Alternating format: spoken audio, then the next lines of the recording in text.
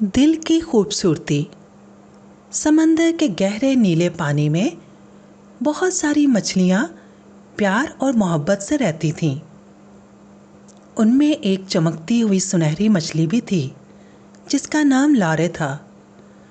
لارے بلا شبہ سمندر کی سب سے خوبصورت مچھلی تھی اور اسے اپنی خوبصورتی پر بڑا ناز تھا۔ اس کے پنکھ سورج کی کرنوں کی طرح چمکتے رہتے تھے۔ اس کے خوبصورت پنکھ کسی ریشم کی طرح نازک تھے۔ لارے کی سحر انگیز خوبصورتی نے دوسری مچھلیوں سے بہت زیادہ توجہ اور تعریف حاصل کی۔ وہ ان کی اپنے لیے کی گئی تعریف پر خوب جھومتی اور تیراکی کرتے ہوئے ان کے ارد گرد اپنی خوبصورت شکل و صورت پر اتراتی۔ اپنی خوبصورتی پر نازاں لارے نے اب اپنی ساتھی مچھلیوں کی ظاہری شکل و صورت پر ناپسندیدگی کا اظہار کرنا شروع کر دیا۔ لارے کی باتیں سب کو بہت تکلیف پہنچاتی، مگر وہ کبھی بھی لارے سے کوئی شکوہ نہ کرتی۔ ایک دن سمندر کی ویو نامی ایک عاجز اور عقل مند بزرگ مچھلی نے لارے کے رویے کو دیکھتے ہوئے اپنے زمانے کی تجربات کی بنا پر لارے سے بات کرنے کا فیصلہ کیا۔ ویو بڑی نرمی سے لارے سے بولی، پیاری لارے، اللہ نے آپ کو خوبصورتی کا بہت بڑا تحفہ دیا ہے، لیکن پیاری لارے، یہ خوبصورتی آپ کو دوسروں کو نیچا دکھانے کا حق نہیں دیتی۔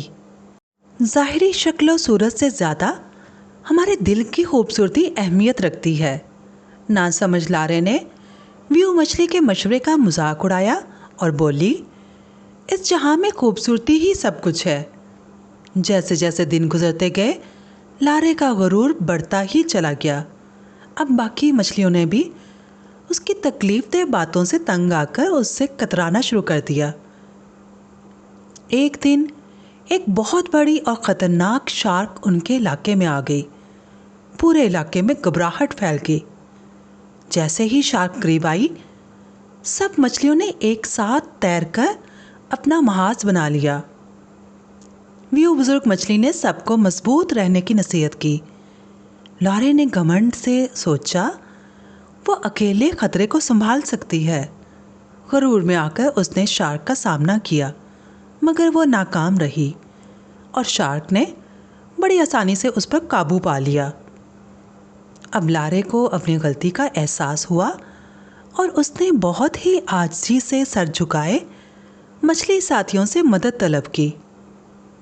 اس لمحے ساری مچھلیاں اس کی دی ہوئی تکلیف کو بھول کر اس کی مدد کے لیے آگے بڑھیں اور اپنے اتحاد سے شارک کو بھگا دیا۔